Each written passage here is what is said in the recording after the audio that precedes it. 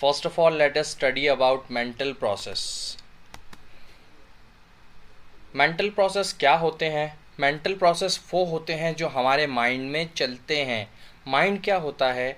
Mind वो चीज़ है जो हमारे ब्रेन में काम करता है। ब्रेन एक फिज़िकल एंटिटी है जिसको आप देख सकते हो। ब्रेन के अंदर कुछ प्रोसेस चलते हैं। ब्रेन कुछ ना कुछ काम हमेशा करता रहता है और जो ब्रेन के अंदर प्रोसेस चल रहे हैं उसको ही हम माइंड कहते हैं। माइंड को हम देख नहीं सकते, लेकिन माइंड की एक्टिविटी हम ब्रेन के थ्रू कैप्चर कर सकते हैं।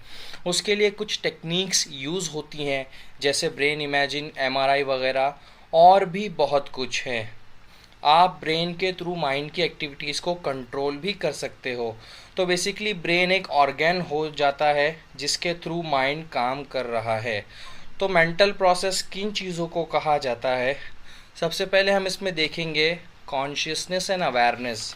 अब ये कॉन्शियसनेस और अवेयरनेस क्या होती है?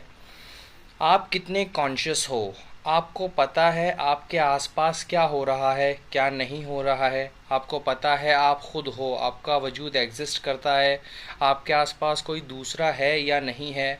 अवेयर मीन्स आपकी जनरल नॉलेज कितनी है, आपकी कितनी अवेयरनेस है, किन चीज़ों को आप जानते हो, किसको नहीं जानते हो। तो कॉन्शियसनेस और अवेयरनेस दोनों मेंटल प्रोसेस में आते हैं।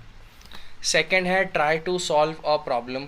जब हम कोई भी प्रॉब्लम सॉल्व करने की कोशिश करते हैं, जैसे आप मैथमेटिकल प्रॉब्लम ले लो, उस वक्त हमारा माइंड बहुत ज़्यादा काम कर रहा होता है। उस टाइम अगर कोई साइकोलॉजिस्ट आपकी ब्रेन की इमेजिंग करेगा तो उसे बहुत ज़्यादा एक्टिविटीज़ नज़र आएंगी। थर्ड पॉइंट है टू नो और रिमेंबर। जब भी कोई चीज़ जानने की हम कोशिश करते हैं या याद करने की कोशिश करते हैं, जैसे एग्ज़ाम्पल, जैसे कि अभी हम जानने की कोशिश कर रहे हैं कि साइकोलॉजी के बारे में, बाद में हम इसको वापस से याद करेंगे एग्ज़ामिनेशन सेंटर में और आंसर लिखने के लिए हम इसका यूज़ करेंगे। तब भी क्या काम कर रहा होता है? हमारा ब्रेन काम कर रहा होता है और हमारा माइंड काम कर रहा होता है, और उसके अंदर क्या काम कर रहा होता है? हमारा मेंटल प्रोसेस। नेक्स्ट पॉइंट है brain activities observe through the brain imaging techniques. Brain activities कैसे कैप्चर और ऑब्ज़र्व की जाती है? ब्रेन इमेजिंग के थ्रू। इसके अलावा और भी बहुत सारी टेक्निक्स हम यूज़ करते हैं। नेक्स्ट है mind emerges and evolves with our experiences and interactions। इसका मतलब ये होता है माइंड क्या करता है? emerge होता है, इवॉल्व होता है। आप जितना ज़्यादा काम करोगे, इंटरेक्ट करोगे, जितना न्यू एक्सपीरियंस लोगे, आपका माइंड एक्टिव होगा। एग्ज़ाम्पल जैसे हम ले सकते हैं याद करना, किसी चीज़ के बारे में सीखना, किसी चीज़ को फील करना वगैरह। अब नेक्स्ट हम देखेंगे एक्सपीरियंस क्या होता है।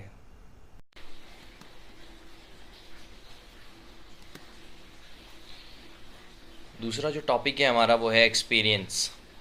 एक्सपीरियंस क्या होता है? Subjective in nature. सब्जेक्टिव होता है नेचर में। जैसे हम इसको एग्जांपल्स के साथ समझते हैं। आप अपने फ्रेंड सर्कल में सारे फ्रेंड्स के साथ किसी गार्डन में घूमने के लिए गए। अब हर किसी को वो एक्सपीरियंस एक जैसा नहीं लगता। किसी को वो एक्सपीरियंस बहुत अच्छा लगा और किसी को बहुत ख़राब लगा। जगह तो एक ही थी, लेकिन किसी का एक्सपीरियंस बहुत अच्छा था, किसी का ख़राब था। तो सब्जेक्टिव यही होता है।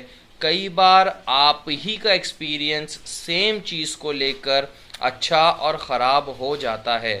कभी कभी टेस्ट में आपको एक चीज़ बहुत अच्छी लगती है और कभी कभार वो चीज़ बिल्कुल भी अच्छी नहीं लगती। तो हम इसको सब्जेक्टिव इन नेचर कह सकते हैं। दूसरा पॉइंट है can not be observe directly. Experience आप डायरेक्टली ऑब्जर्व नहीं कर सकते। एक्सपीरियंस एक फीलिंग की तरह है कि एक्सपीरियंस जिसको हो रहा है वही शख्स बता सकता है।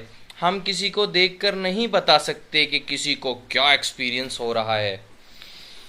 एग्जाम्पल पेनफुल या हैप्पी, कोई कितना सैड है, कोई कितना खुश है, हम सिर्फ एक अंदाज़ा लगा सकते हैं। लेकिन कितना हैप्पी, कितना सैड, वो सिर्फ एक्सपीरियंसर ही बता सकता है। Next is esoteric. Esoteric means कुछ ऐसे एक्सपीरियंसेस जैसे इन्हें हम एग्जाम्पल से समझने की कोशिश करते हैं। एक पर्सन ड्रग एडिक्ट होता है, वो ड्रग लेता है तो वो एक ऐसी दुनिया में चला जाता है जिसका एक्सपीरियंस एक बिल्कुल ही अलग होता है, जो हम कभी गेस कर ही नहीं सकते कि वो एक्सपीरियंस क्या है। तो ये जो एक्सपीरियंस जिसको होता है वही फील करता है। नेक्स्ट पॉइंट है इन्फ्लुएंस्ड बाय इंटरनल और external conditions of the experience.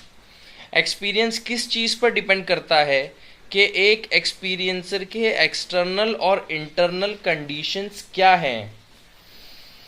कोई अंदर से सेटिस्फाइड है और हैप्पी है तो उसको एक्सपीरियंस एक अलग तरीके का होता है, और अगर कोई बहुत ज़्यादा टेंस है, दुखी है या सैड है तो उसको एक्सपीरियंस एक अलग तरीके का होता है। एग्जाम्पल वही गार्डन और फ्रेंड्स वाला हम यूज़ कर सकते हैं। नेक्स्ट पॉइंट है बिहेवियर एंड रिस्पॉन्स। बिहेवियर क्या होता है? ये एक तरह का रिस्पॉन्स है। किस चीज़ का रिस्पॉन्स है?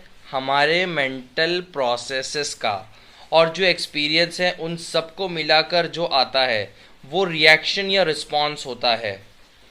इसमें दो वर्ड हम देख सकते हैं,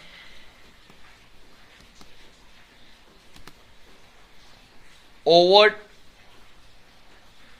एंड सेकेंड वर्ड है कोवर्ट।